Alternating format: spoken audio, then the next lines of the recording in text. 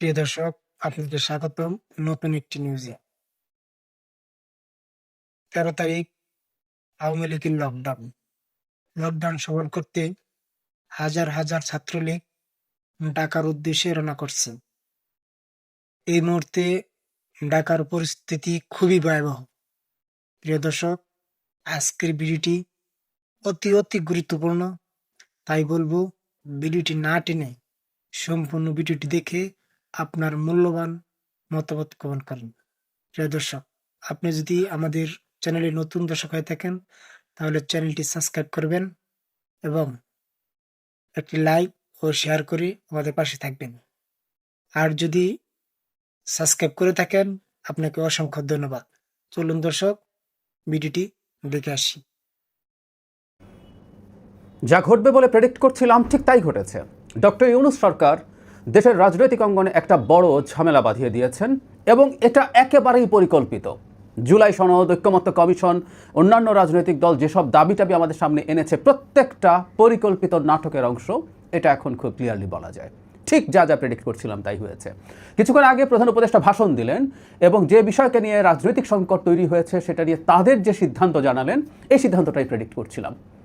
উনি কী জানিয়েছেন বলছি এবং কেন বলছে এটা রাজনৈতিক সংকটকে খুবই ঘনীভূত করেছে এবং এতে মনে হয় যে সরকারের ভিন্ন কোনো উদ্দেশ্য আছে নির্বাচন ছাড়া। সত্যিই আছে। প্রধান উপদেষ্টা তার সিদ্ধান্ত এভাবে জানিয়েছেন, জুলাই আদেশ স্বাক্ষরিত হয়েছে, রাষ্ট্রপতি এটা স্বাক্ষর করবেন। এখানেও খেলা ছিল, আসবো, এটা গেজেট হয়ে যাবে খুব দ্রুতই। গণভোট, যেটা নিয়ে মূল সংকট ছিল, গণভোটটা নির্বাচনের দিন হবে, সাশ্রয়ী হবে, এই জন্য বলছেন। এই গণভোট আগে হওয়া নিয়েও একটা নাটক করিয়েছে সরকার জামাতকে মাঠে নামিয়ে, আসবো সেটাও।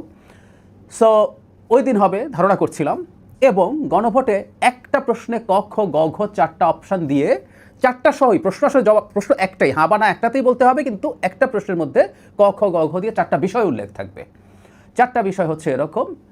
একটা হলো মানে আমাদের যে তত্ত্বাবধায়ক সরকার হতে যাচ্ছে সেটা, এবং সাংবিধানিক কমিশনগুলো সনদে যেভাবে আছে সেভাবে গঠিত হবে। আমাদের জানা থাকতে হবে এখানে কিন্তু বিএনপির নোট অফ ডিসেন্ট ছিল তত্ত্বাবধায়ক সরকারের শেষ ধাপ নিয়ে। তারা তত্ত্বাবধায়ক সরকার চান, এটাকে আবার কেউ এভাবে ইউজ করতে চেষ্টা করে যে বিএনপি তত্ত্বাবধায়ক সরকার চায় না। নোট অফ ডিসেন্ট হচ্ছে গঠন প্রক্রিয়ার একটা শেষ ধাপে এসে, সেটা ডিফারেন্ট আলোচনা, এটা লজিক্যাল বা illogical is a different debate.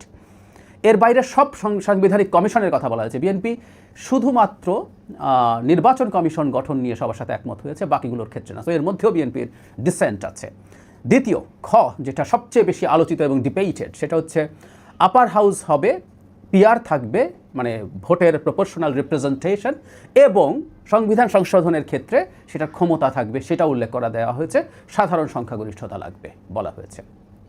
গ হচ্ছে এর বাইরে যেগুলোতে ঐক্যমত্য হয়েছে 30টা বিষয়। সংবিধানের 48টার মধ্যে 18টাতে সবারই এক জনের এক একটা সহ 18টাতে নোট অফ ডিসেন্ট আছে।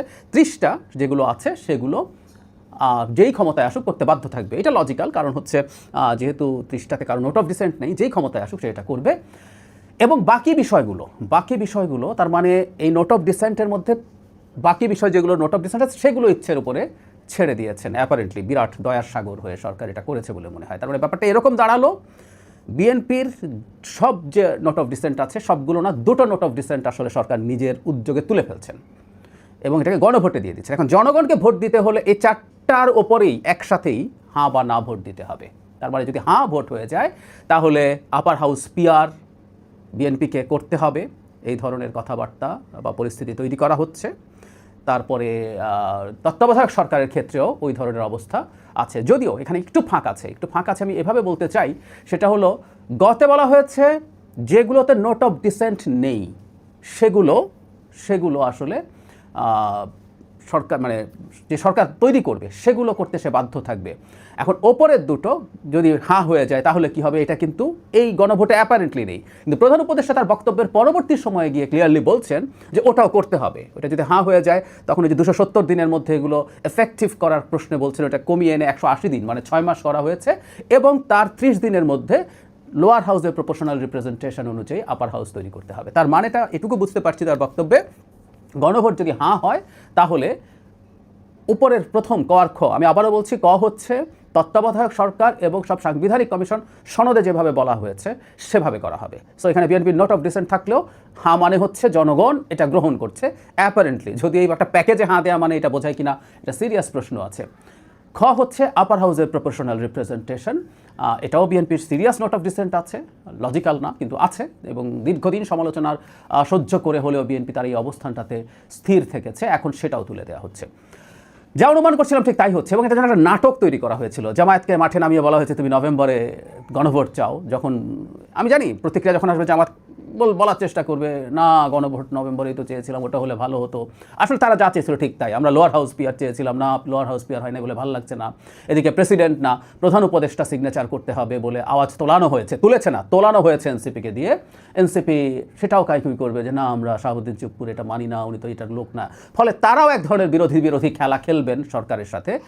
কিন্তু মূল বিষয় হচ্ছে বিএনপিকে যেটা বলার কথা হবে, টকশোতে সমানে বলছি, আমার ভিডিওতে এই কথা বলেছি, এই নাটকটা হচ্ছে এরকম বলবে জামাত ছাড় দিয়েছে, জামাতের ইচ্ছে মতো লোয়ার হাউস পিয়ার হয় নাই, গণভোট নভেম্বরে হয় নাই বা নির্বাচনের আগে হয় নাই, এনসিপির চাওয়া অনুযায়ী একই জিনিস যে তারা রাষ্ট্রপতির সিগনেচার মানে প্রধান উপদেষ্টা সিগনেচার না রাষ্ট্রপতির সিগনেচারে জুলাই আদেশ হচ্ছে, তো সবার তো ছাড় দিতে হয়েছে, সো বিএনপি তুমিও এইটুকু ছাড় দাও। আসলে যাবতীয় নাটক তৈরি করা হয়েছে বিএনপির ওপরে এই সিদ্ধান্তগুলো চাপিয়ে দেওয়ার জন্য।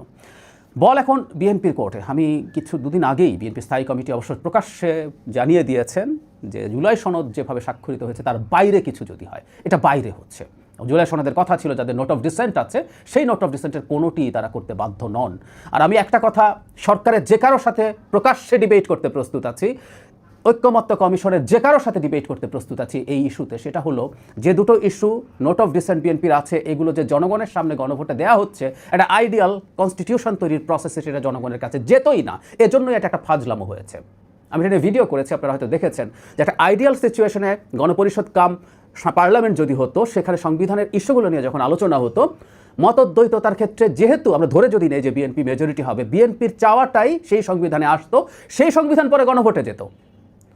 ফলে সেই সংবিধানে আপার হাউসের পিয়ার থাকতো না, সেই সংবিধানে বিএনপি যেভাবে চাইছে সেভাবেই তত্ত্বাবধায়ক এবং অন্যান্য কমিশন যেত। আবারও বলছি, এই চাওয়াটা লজিক্যাল বা সঠিক, it is a different debate, কিন্তু এটা জনগণের সাথে যেত না, গণভোটে যেত সেই সংবিধানটা যেটা সংখ্যাগরিষ্ঠ বিএনপি পাস করা হতো সংসদে, সেটা হতে পারত। সেই কারণে আমি বলি যে এটা খুবই ফাজলামো হলো, আগেই গণভোটে পাঠিয়ে দিয়ে বলা হবে জনগণ তো এটাকে অ্যাকসেপ্ট করেছে, তুমি করবে না কেন, চাপিয়ে দেয়া।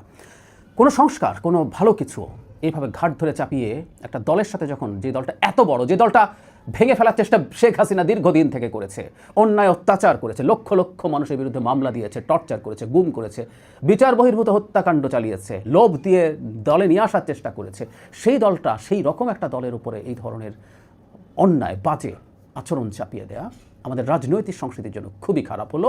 এখন বিএনপি এটা কি গ্রহণ করবে? মানে অনেকটা এরকম যে এখন তো গণভোটে তার যেহেতু দুটো নোট অফ ডিসেন্টের গুরুত্বপূর্ণ জিনিস আছে, তাকে নায়ের দিকে কি ঠেলে দেওয়ার চেষ্টা হচ্ছে? বিএনপি কি নাতে যাবে, নাকি বিএনপি ওই ভোটদানে বিরত থাকতে বলবে, নাকি বিএনপি সেই একই ঘোষণা দিয়ে দেবে যে গণভোটে যদি ওগুলো হয়ও বিএনপি এটা মানবে না? I really don't know.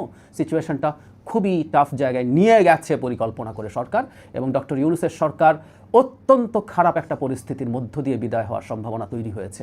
এই সরকারটা খুবই বাজে পারফর্ম করেছে অনেক জায়গায়, তারপরে সরকারের পক্ষে দাঁড়িয়েছি যে না আমাদের নির্বাচনটা উনি ঠিকঠাক মতো করে দিয়ে যাবেন, অন্তত রাজনৈতিক দলগুলোর মধ্যে তারা মোটামুটি একটা আন্ডারস্ট্যান্ডিং তৈরি করে তারা যাবেন, তারা অন্তত ফ্যাসিলিটেটার হবেন। উনি বলেছেন, আমি আপনাদেরকে এটা স্ক্রিনশটও দেখিয়েছি, কিন্তু উনি ফ্যাসিলিটেটারে কাজ করছেন না। তিনি এবং আরও কিছু দল মিলে, সরকার সহ সরকারের বাইরের এবং কিছু দল মিলে একটা নেক্সাস তৈরি করেছেন, তারা একটা নাটক প্লট করেছেন, করে তারা শেষ পর্যন্ত এই ঘটনাটা ঘটিয়েছেন। অথচ আমি বারবার বলছি, এই ঘটনা এটা যদি এরকম হবে জানা যেত, শুরুতেই যদি জানিয়ে দিত, সেই জানানোর পর রুলস অফ দ্য গেম যদি ফিক্স থাকতো, সেইটার ক্ষেত্রে ঐক্যমত্য কমিশনে কেউ আলোচনা করতে যাবে কি যাবে না সে তার অবস্থা বুঝে সিদ্ধান্ত নিতে পারতো, বিএনপি নাও যেতে পারতো। সে তো নোট অফ ডিসেন্ট থাকবে শর্তে সে অনেক ছাড় দিয়েছে। তো সব কিছু মিলে আমি মনে করি খুবই বাজে একটা পরিস্থিতি তৈরি হয়েছে। আমরা জানি না এখন আসলে সামনে কি আছে। সরকার ইভেন এইটা ঘোষণার আগে অ্যাটলিস্ট একবার সবার সাথে বসা দরকার ছিল বলে আমি মনে করি, সেটাও তারা করেননি। তাতে বোঝা যায় এটা একেবারে পরিকল্পিত একটা প্লট ছিল, সেই প্লটের বাস্তবায়ন হলো। আমরা একটা কেওসের দিকে যাচ্ছি, এটা মোটামুটি শিওর। সম্পূর্ণ ভিডিওটি দেখার জন্য আপনাকে ধন্যবাদ। প্রিয় দর্শক, আপনি যদি আমাদের চ্যানেলে নতুন দর্শক হয়ে থাকেন, চ্যানেলটি সাবস্ক্রাইব করে একটি লাইক ও শেয়ার করে আমাদের পাশে থাকবেন। আর যদি চ্যানেলটি সাবস্ক্রাইব করে থাকেন, আপনাকে অসংখ্য ধন্যবাদ।